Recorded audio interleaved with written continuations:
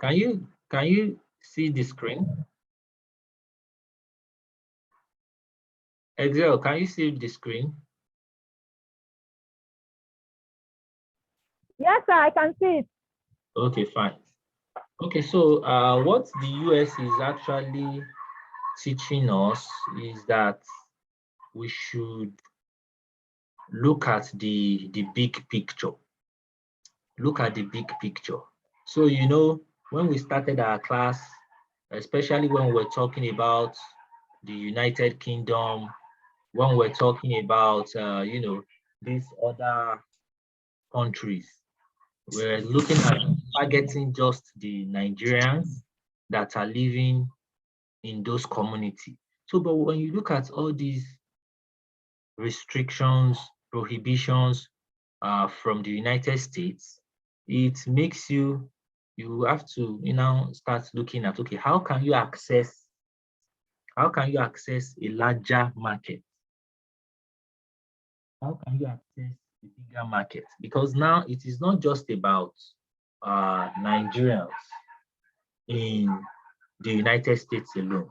What about Americans in the United States? What about Hispanic Americans, Chinese Americans, Indian Americans, Americans from different countries, people that have migrated to the United States of America. So if your product is coming in as a final finished product, all these people can actually consume it. It won't just be for Nigerians alone.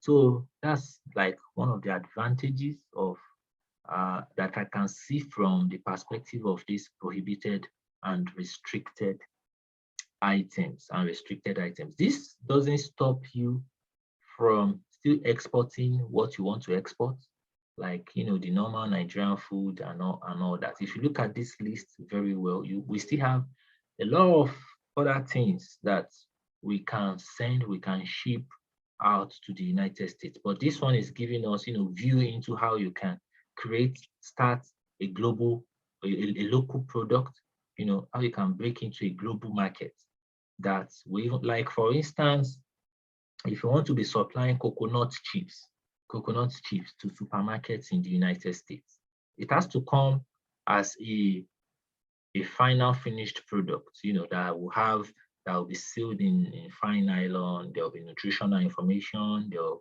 be like a country of origin where it's coming from. There will be labels. There will be what is it called, like NAFDAC number, SON, and all that. So, but if you can't start with that, because obviously it's going to take a lot of money, machineries and all that, print the nylon, you have to, do production, maybe by the end of the year you spent like 300,000.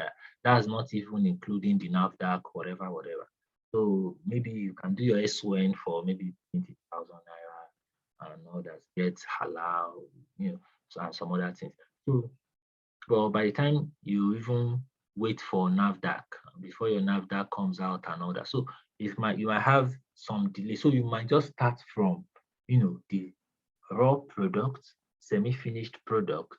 Then when you have lots of money, when you have the capital that you need, then you can go into final finished product area for your export. So let's go to the next slide. Okay, so give attention to these. Give attention to these items. I made this list of items that I want us to run through. One is absinthe.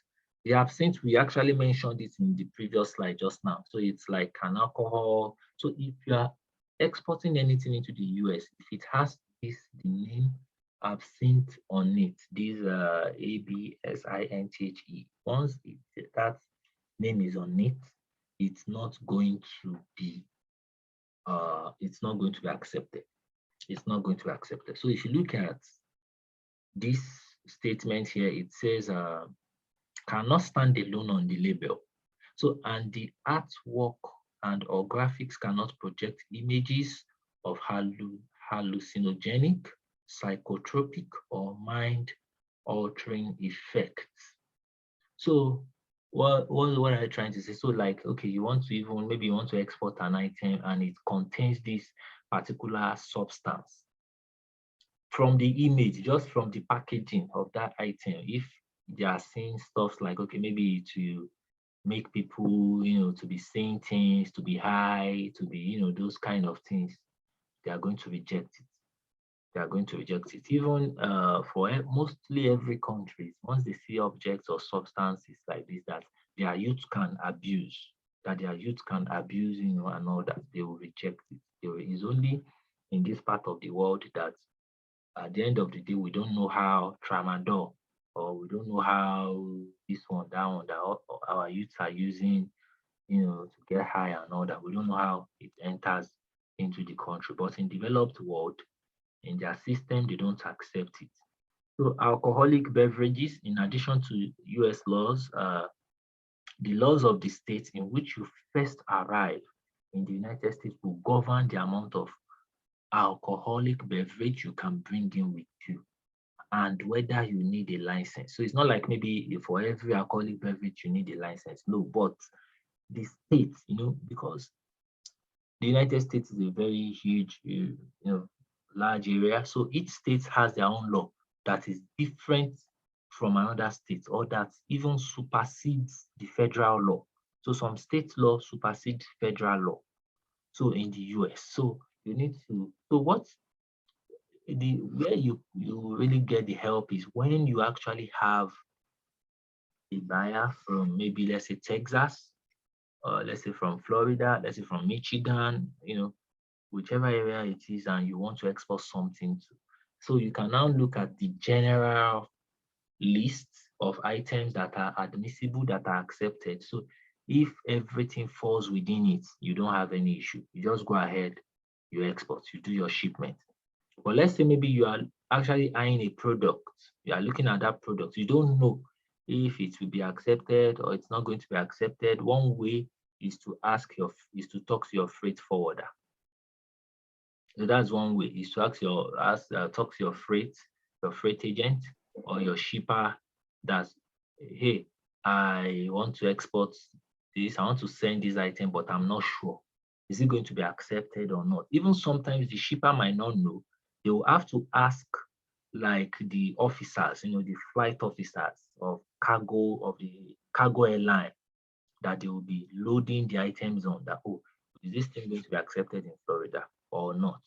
So that is also the reason why I said not like the prohibited items, for instance. It doesn't mean you can't send it. It can still be sent, but you just know that you have a 50-50% chance of it getting to your client. So sometimes, you can meet some shippers, some officers, they'll say, don't worry, I'll help you send it, and the person will get it. So what they usually do is that they will package it. The way they will pack it, they will pack the consignment in a way that that item will not be easily accessible to maybe the customs, maybe the people that are supposed to look into what actually arrived in the country, in that state, So that's what they do. So sometimes they might find it and sometimes they might not find it. So it's 50-50. So that's why I explained those items for us, so that if you have a client that says, oh, this is the item I want, but you know that maybe it's on the prohibited list, you let the buyer knows, the client knows that this item is on prohibited list. If I send it, you might get it. If I send it, you might not get it. It's better for me not to send this because it's being prohibited currently. But if you say you really need it, you have to know that it's 50-50, but I am not liable. I am not liable if you get it or you don't get it. In the sense that you are going to collect your own money because you bought it, you did everything, you packaged, you sent it. So you're not going to lose money. So you already explained to the buyer beforehand, okay, maybe catfish right now is not entering into the United Kingdom, but you want me to send you catfish because maybe you guys have something coming up and all that. Okay, I can send it in 2 cartons, 2 different batches, but it's 50-50. It's risk. So maybe at the end of the day, I spent 200,000 to process and package this catfish.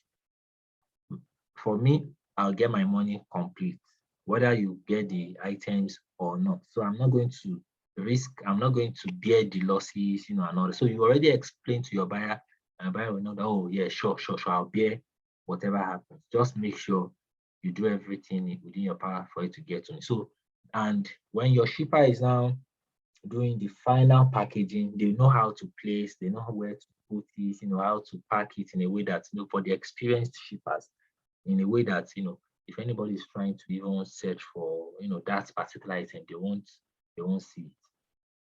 They won't find it because, it's not like we are talking of hard drugs or maybe, those are items that dogs can just come and sniff out, can just come and, oh, there's hard drug here, there's hard drug here, there's cocaine here, but we are talking about normal food items, but just that they are prohibited. That's all. So another on the list is fish and wildlife. Fish and wildlife, we have wild birds, land or marine mammals, reptiles, fish, shellfish, mollusk, or invertebrates, any parts or products of the aforementioned, such as skins, the tusk, the bones, feather, or eggs, or products or articles manufactured from wildlife or fish, because most especially from Africa, when it comes to wildlife, they are always poached, killed illegally. Some of these wildlife, they are even maybe internationally, they are not supposed to be killing them. Maybe they are supposed to to keep them so that they don't go extinct. And whenever the United States see all these things like tusk, like skin, all those kind of things, they are very averse to it because they look at it that they are just smuggling it, trying to, sell it to get money legally, that they're not supposed to kill those wildlife and all that. So they don't accept it. They don't accept it. They don't accept it. And also fish, especially if what we are talking about fresh fish, and all that. Like we said in the other class that there are some items that you can't send ship out fresh because even before it gets there, it will spoiled. So that you have to process, you have to add value to it. You have to add value to it. But in the case of the United States, anything under the category or that has been classified meat, they don't want it. So we've seen that in like 3, 4 instances. Meat, not wanted, not wanted. Dairy, milk are prohibited. They just need to come in a final finished product, as a final finished product. So food products food products are raw food products, prepared food products that are not accepted. Look at many prepared foods are admissible. Many of the prepared foods that you prepare, you process and all that, they accept it. However, bush meat made from African wildlife and almost anything containing meat products such as bouillon, soup mixes, etc., is not admissible. So after this class, you should be averse when it comes to meat, anything meat, because I said it in our last class that these developed countries, one thing about them is that they have farms, they have cattle, they have poultry, they have all these things. They also want to sell. They are encouraging their citizens to buy and consume from those markets from there. Don't forget that there are people there that are saying they are vegetarian. They can't eat meat. They can't eat this one. It's only plants that they can eat. So because of that, they are also promoting their farm products and all that. So they don't really want to accept, like Europe, for instance. I know you in Europe, they are always trying to promote people eating food from their own farm, fresh from their own farm. So when we get there next week, we are going to talk about that. So but we've also seen that dairy products, egg and all that, they have to come in like package labeled final products. We've seen that milk, So, but as a general rule, condiments, vinegars, oils, packaged spices, honey, coffee, and tea are acceptable. Rice, often harbor insects. So it is best to avoid it when, if you want to bring it to the United States, best you don't bring rice. It's best you don't bring beans because they harbor insects. They have weevils, and all that. So those things I counted is best you don't bring them in. Rice, beans, and all that. No, don't bring them to the United States. So we have fruits and vegetables. Bringing fruits and vegetables depends on a number of factors. For instance, the apple you bought in a foreign airport before boarding, you did not eat it. When you get to the United States, whether the apple is going to be allowed or not is dependent on where you bought it and where you are going in the US. That's what, so they don't really, so it's not, so for them, it's like the origin and the destination. So there are some items they won't really even, there are some origin they won't even, think twice about. There are some origin they have to, think about. So like, for instance, if you are sending consignment cargo from Nigeria, when it gets to maybe EU, US, developed countries, once they know it's coming from Nigeria, they have to be extra careful.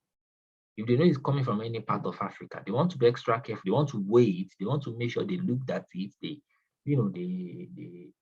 opened it up. They test it. Why? Because they know that this part of the world has a completely different temperature, region, environmental issues and policies that is completely different from theirs. And then they'll also look at the economic position as a third world country that, okay, maybe they might even want to smuggle things in, they might want to, so all these things contribute. It's different from if you bought, if that same item is coming from Canada, or if the same item is coming from Japan, or coming from Australia, or coming from the United Kingdom, So these are ways in which they are going to look at it. So plants and seeds, some plants, cuttings, seeds. Okay, we already talked about that seed. I've been talking about the seed that you can't bring in seeds, seedlings, such stuff are not acceptable.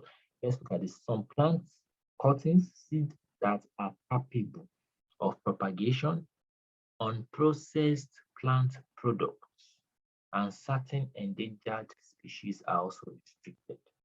If it's endangered species that okay, might go into extinction, they don't want it. If we have seed that the seed it can be planted over there. Maybe you actually brought something, maybe it's not particularly seed, but maybe you even want to eat it. Maybe you want to bring it for someone so that they can cook it, and all that. But if they find out that the seed is not well dried, it has the ability to grow and all that, they won't allow it into the country. Or maybe whether plants, and all that. In all these things, they are biological. They could even be a biological weapon. It could be a biological weapon. So that's one of the reasons why they think the way they think, to avoid such things from happening in their space. So that's really the bulk of our training for today, which is foodstuff export to the United States. So for processing and packaging, apart from the items that were mentioned that they have to come in as a finished product, you are fine going with just your raw foodstuff.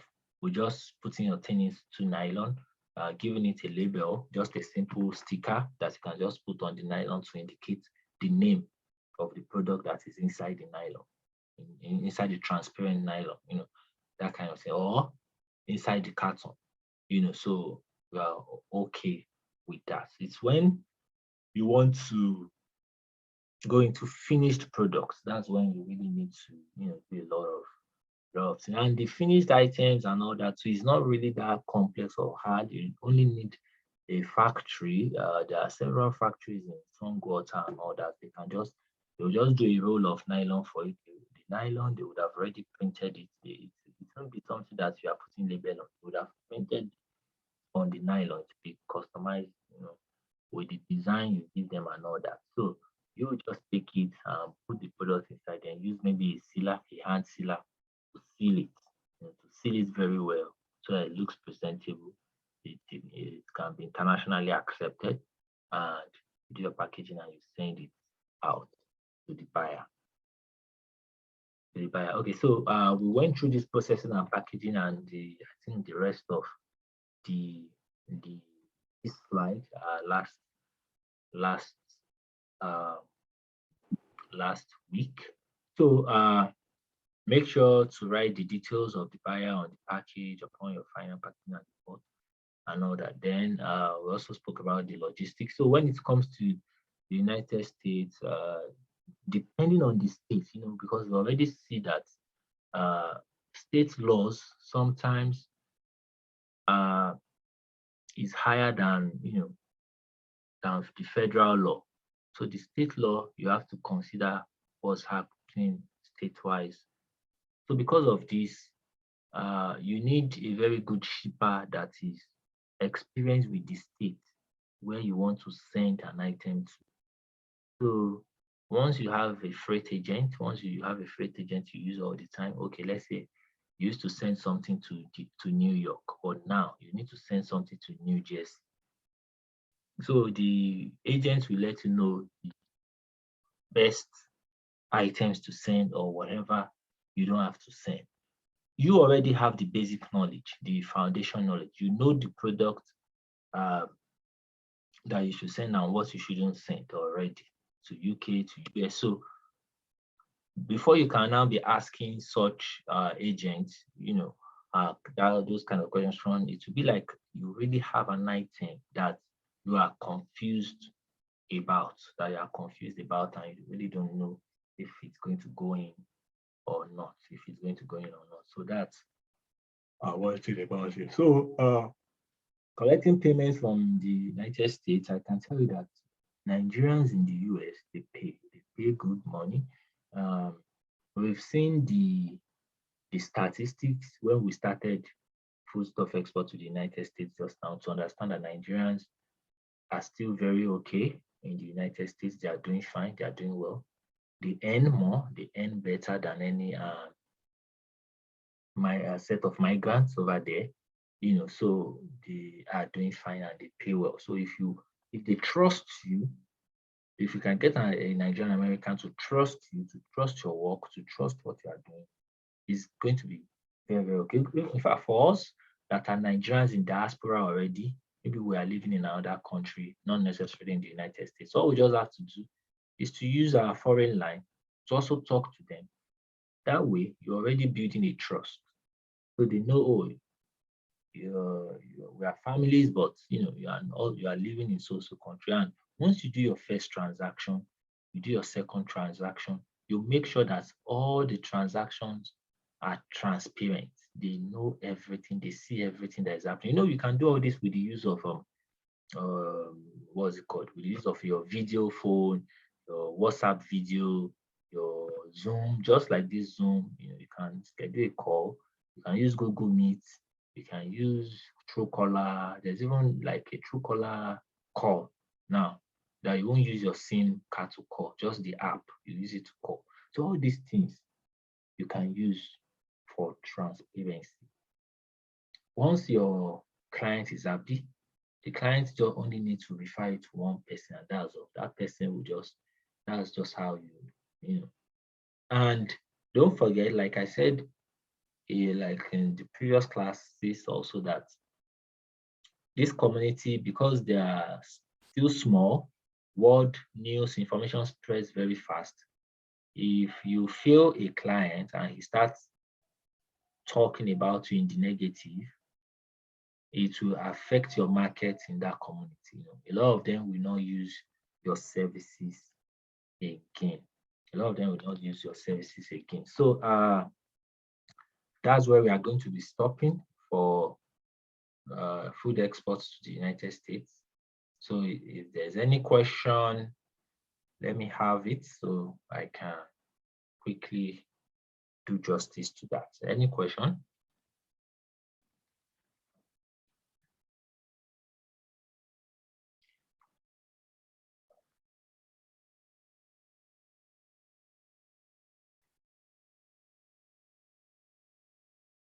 Any question?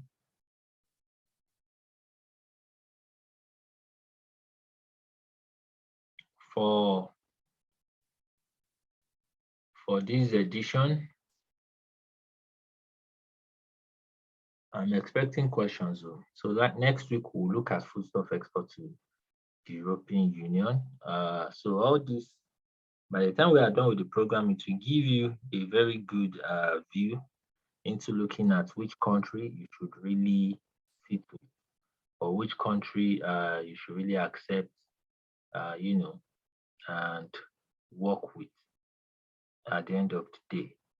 Then you already have a rudimentary knowledge of how to break into their market, of how to communicate or get in touch with Nigerians that live in those countries. Because in our next class that I'm going to hold with us, I'm going to be talking about pricing negotiation.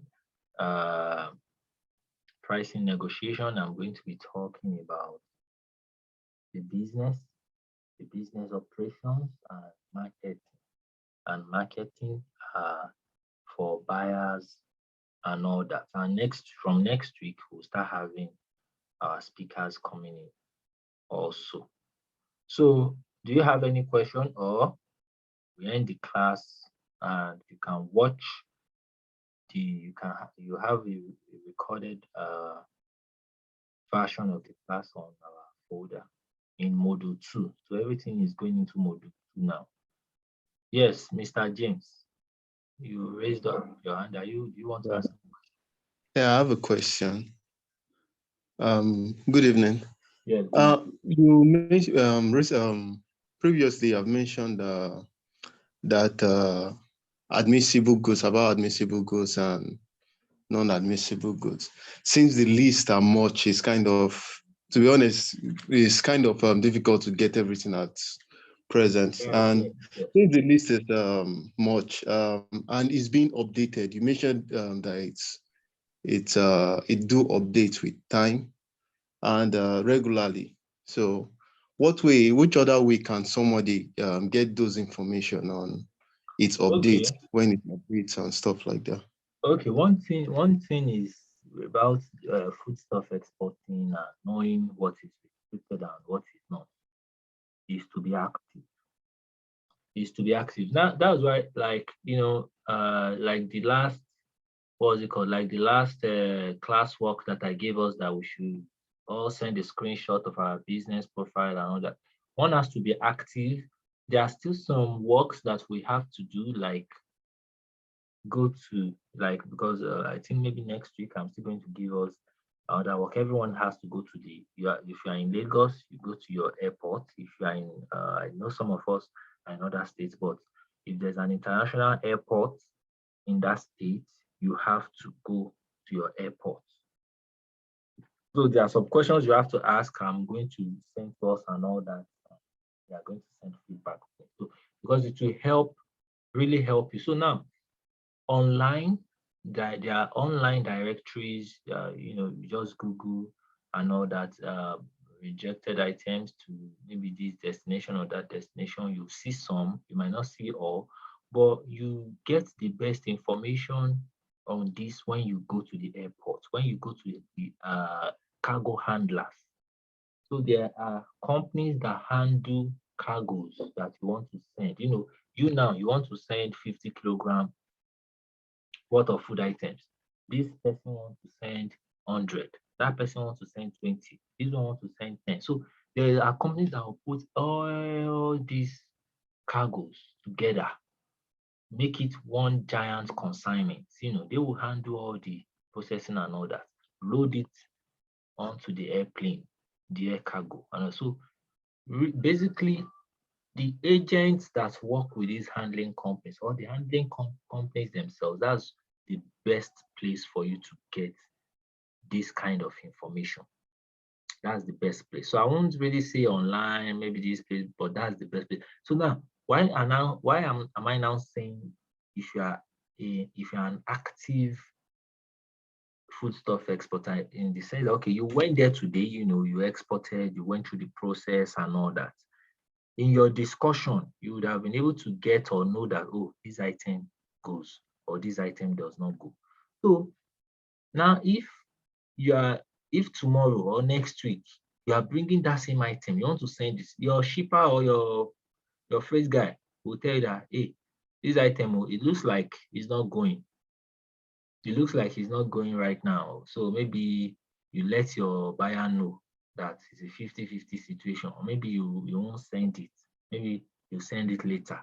So if you have to send it, if you have to, send it later, or maybe you have to send it immediately, at least you understand. So another time again, you also bring another item, it's accepted. Like the case of the United Kingdom that I spoke about, sometimes catfish, it goes without problem. In fact, sometimes the catfish will not be labeled as a prohibited item, but the customs here, because I need to also say sometimes, some items are not prohibited, they are not restricted, they are not, rejected.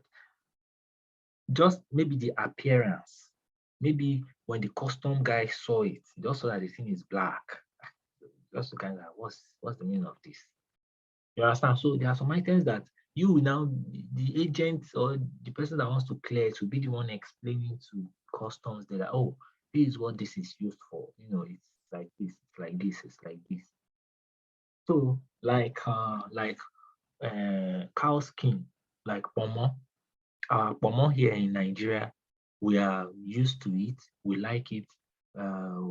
Yoruba are always eating it, putting it in their food, and even Igbo people, they eat cow skin. Everybody eats cow skin. Some people will look at it that, oh, there's nothing in cow skin. It's not nutritious because the skin, it was burnt and all that. But some people will say that, okay, we are just putting it inside soup just as a source of flavor and all that. So we like it here. We understand what we are used to. But when the custom guy sees the same cow skin, he'll be like, what's this? Oh, skin, burnt skin. So before you know it, he has rejected it. I said, no, it can't go. So whether the item is good, is fresh, it doesn't have dirt, it doesn't have sand, is not the issue now. Just that immediately the guy sees it, the guy just saw that, no, this thing is not for our country, or it's not for our environment. Meanwhile, another officer can be there when this item also got there, and the officer will allow it in without even giving you any stress, or without even giving you saying anything. So these are also some factors that you have to also consider. That's why when you are sending food items, even as much as you are just putting it into a transparent nylon, you want to make sure the item is nice, it looks neat, it's fine.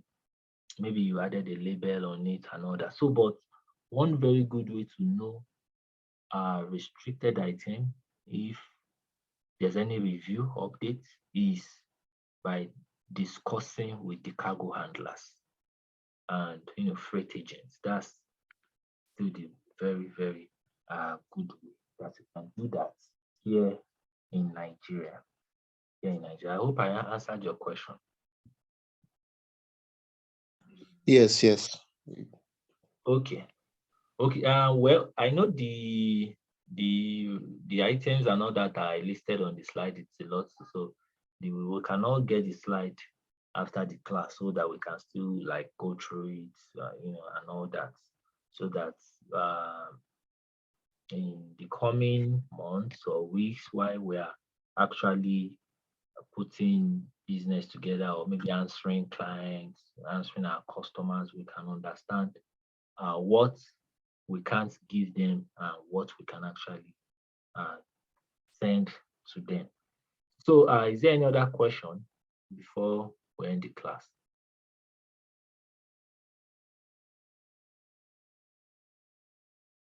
So next week,